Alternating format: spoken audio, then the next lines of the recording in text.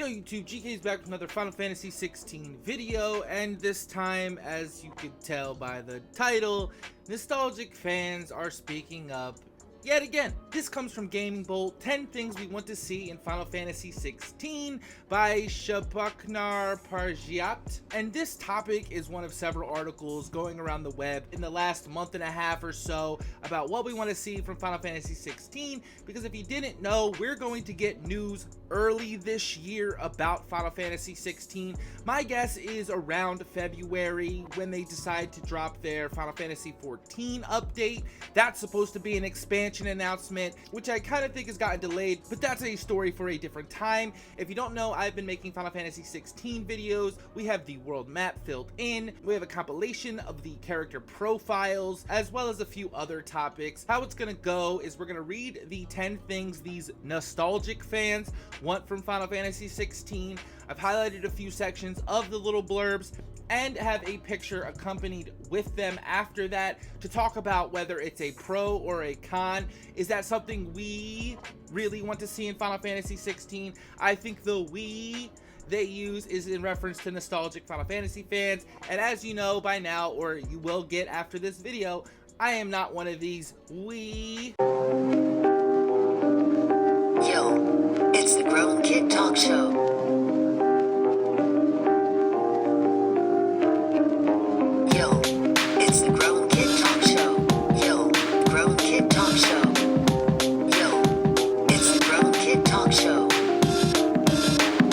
The video, I wanted to kind of define fantasy. I think this is the biggest discrepancy Final Fantasy has with each other. This was just a simple Google search. There's obviously way more, but what makes a text fantasy? Fantasy is a genre that typically features the use of magic or other supernatural phenomena in the plot, setting, or the theme. An example of fantasy is a normal stuffed animal coming to life before the eyes of a child.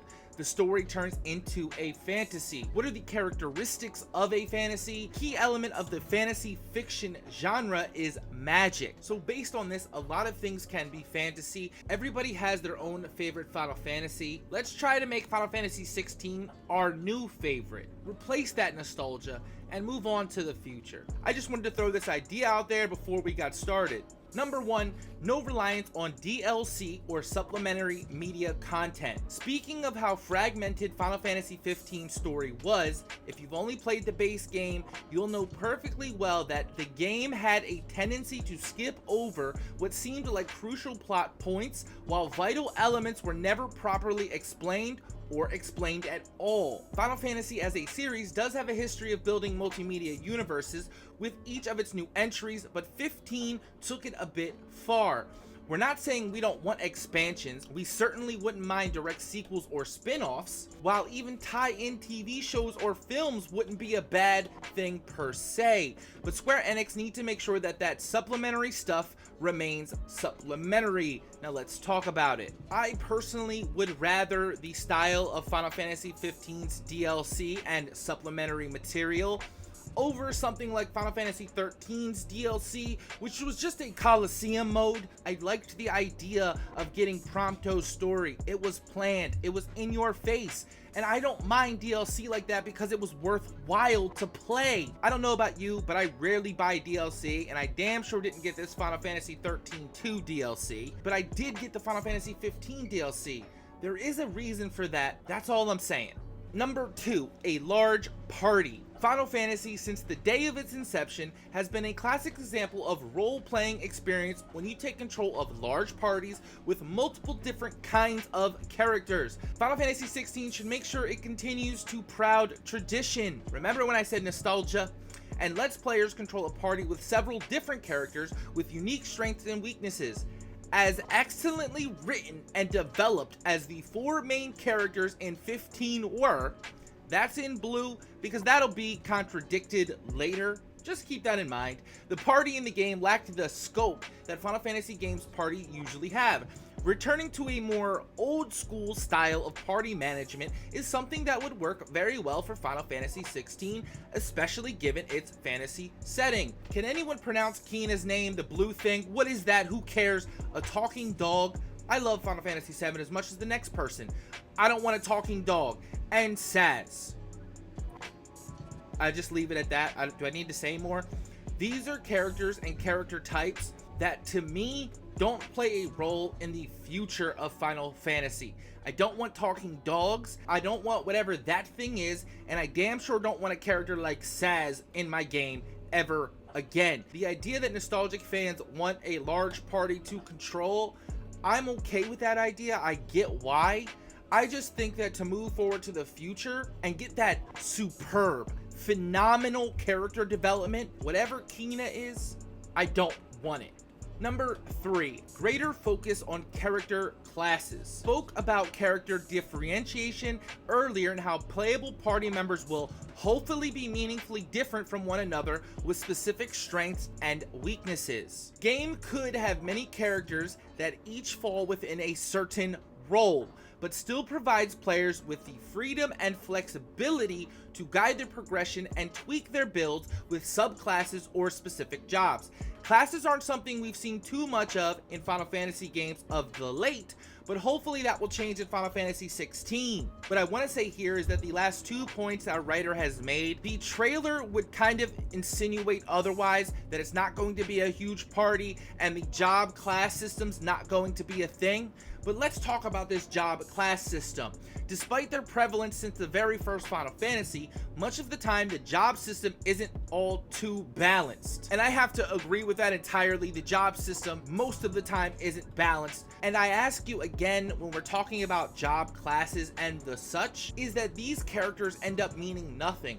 You get a battle mage, let's say, and then that battle mage dies and you go get another battle mage. They mean nothing. I just personally don't want to have to cycle through meaningless characters that are just there to fill a role. I'd rather have less characters that are meaningful in their role. Number 4, a massive open world. Strangely enough, for a major AAA role-playing game series in the modern market, Final Fantasy isn't always guaranteed to be set in open world environments. Final Fantasy 13 tried to strike a balance between open world and linear paths, while Final Fantasy 15 was mostly set in an open world, before Final Fantasy 7 Remake once again went almost completely linear. With Final Fantasy 16, however, we're hoping Square Enix will let players loose in a completely open world environment, similar to Final Fantasy 12 or even Xenoblade Chronicles. This brings in a whole other angle, just like many of the topics do. What is technically open world and what is linear? I would argue that Final Fantasy X is linear. The map's construction in and of itself is more Dark Souls-like, is that you are on a path and everything is connected. I do like that. The Final Fantasy VIII open world I don't think works anymore, that overworld map type of thing. I think it could be done. I just don't see the point of it anymore. I do think 15 is the way to go and is what we'll be seeing more of. That's why Final Fantasy 15 was also good, because there was an exploration aspect to it all. There was not an exploration aspect to Final Fantasy X. That was on a track, a path until the airship. The open world conversation is yet another one we might have to have in the future. Number 5, several major cities. Getting to visit and explore beautiful towns and cities is one of the best things about a JRPG, and that stands doubly true when that JRPG is set in a fantasy. But just as crucial as having an open world is having a world that has multiple different locations to visit. So getting to explore large cities with unique architectures and their varied atmosphere seems like the sort of requirement for the game. I'm going to say that I'm torn on this issue. I don't believe that several large cities is necessary. I'm not talking about what I think Final Fantasy 16 is going to do. We're just talking about this article. Final Fantasy X didn't have several large cities. Final Fantasy 7 didn't have several large cities. It had Midgar. Is the writer here mentioning something like Final Fantasy 4, where it's just a bunch of scattered cities? I think the homier feel of what like Final Fantasy 15 Comrades did, or what Final Fantasy X does, is a lot better to me. It's more personal. There is the idea and the allure of getting lost in them, like a Final Fantasy 12 kind of did. I'm not sure what this point really accomplishes. Number 6, no annoying linear sections. I highlighted here a lot because this is problematic. Final Fantasy has really struggled with its linear sections over the last decade or so. Final Fantasy XIII's rigid straight path corridors were lambasted universally when the game came out. That's true. Final Fantasy XV's linear sections at the end were complete pace killers. That's not true. And though Final Fantasy VII Remake was an improvement, even it was lacking from purely a design perspective. No, it wasn't. Perhaps the best way for Final Fantasy XVI to avoid this issue is to not have any such linear sections at all, and place the bulk of its gameplay either in the open world or in handcrafted, well-designed dungeons. Linear sections in Final Fantasy are some of the best moments. Again, I argue Final Fantasy X is linear. The train moment from 15, awesome, and I think the end of the game didn't kill the pace. You wanted to go back into this open world and explore, do things, and go back in time. You're supposed to go through the end of the game and go on that ride. To say you want Final Fantasy XIV MMO type of open world is kind of insane, because that's an MMO. World of Final Fantasy, again, very, very linear. This may bring up another debate for the future. What is actually linear storytelling, and what is open world mechanics? I could argue that Final Fantasy has never done true open world to the level of like a Skyrim or a Fallout. And the closest we've gotten to that would be a 15 in terms of mechanically. But story-wise, we've never gotten the open world type of thing. And I don't think we necessarily need it like this writer is saying. But if your story is not based on a open world kind of concept, then what are we actually talking about? Number 7, in-depth magic system. Even when Final Fantasy doesn't take place in fantasy worlds, it still plays a heavy emphasis on magic. Square Enix should take this chance to leverage the game's fantasy world and really go all in on those elements, not only from a narrative perspective, but also from a gameplay perspective. Going back to what we mentioned earlier, having specific classes could contribute to that, thus allowing players to specialize in magic. Making magical upgrades and customization a core part of the progression would not only help sell the setting that much better, which it won't need help doing, it would also add immense depth to the gameplay systems. This is a little problematic because it comes down to what you think fantasy is. Number 1, we know magic has to be involved. But do we really want to sit there again and cast a meaningless flare? I think the draw system from Final Fantasy VIII, which I will say people have come around to Final Fantasy VIII. Hardcore nostalgic fans then hated 8. They've come around to it just like I think they will for Final Fantasy 15 in the future. But I do like the idea of adding meaning to the magic in a non-traditional sense. I think when you draw magic from the world in 15, it felt good, it felt real, there was a combination system, magic had a real part, whereas the materia system from Final Fantasy 7, there are clear winners and losers to that magic. Now the job system and class system from Final Fantasy 12, again, there were clear winners and losers there as well as to which classes you should be. So it comes down to, do you want a blank slate type of character and you put whatever you want on them? Or do you want like a Balthier, who is a ranged GPS character? And that is what he is. I would much rather see something new and creative and adds real meaning to the magic being used. I think Final Fantasy 16 gonna need any help in selling the fantasy part of the game. Number 8, and the most nostalgic point in this video, ATB style battle system.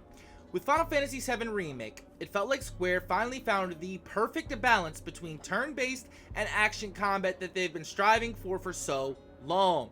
And sure, Final Fantasy is a series that always innovates and tries new things with the combat systems of new entries. It doesn't have to be the ATB necessarily, but a similar system that manages to take an action system and add almost turn-based levels of tactics to it would be a dream scenario. I can't wait to talk about the problems with ATB. Active time combat.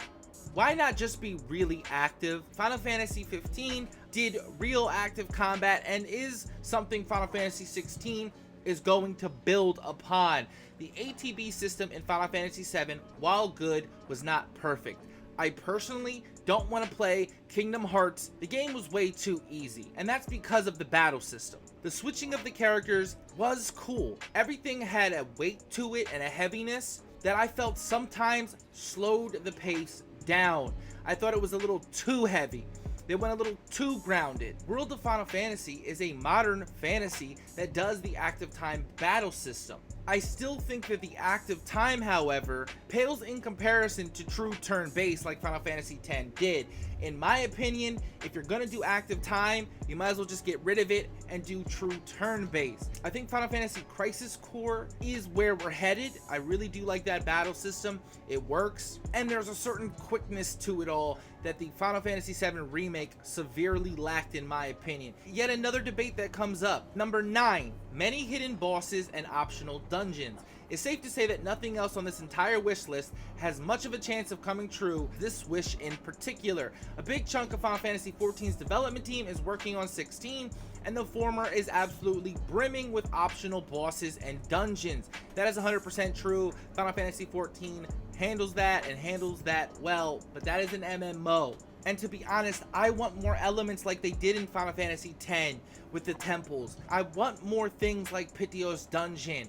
And for those that are sleeping on Final Fantasy XV Comrades, which is an optional 40-hour story with all those kind of bosses, you're definitely missing out. But I also want the optional bosses to have meaning.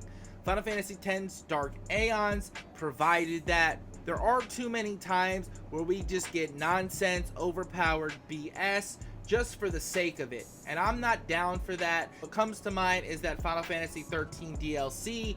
You can keep that, I don't care, it's trash, does nothing for me. And number 10, which was actually number 1 on the list, but I switched it because I really wanted to drive home this point. A story that makes sense. Let's be honest, Final Fantasy XV is single-handedly responsible for this being something we even have to talk about. You have to be fucking kidding me. Its story, setting, plot twist, and lore were incredibly hard to follow.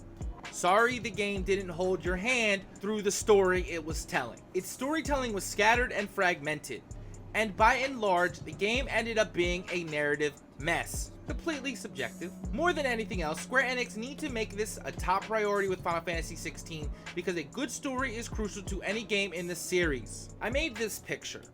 You see Ellie in the background.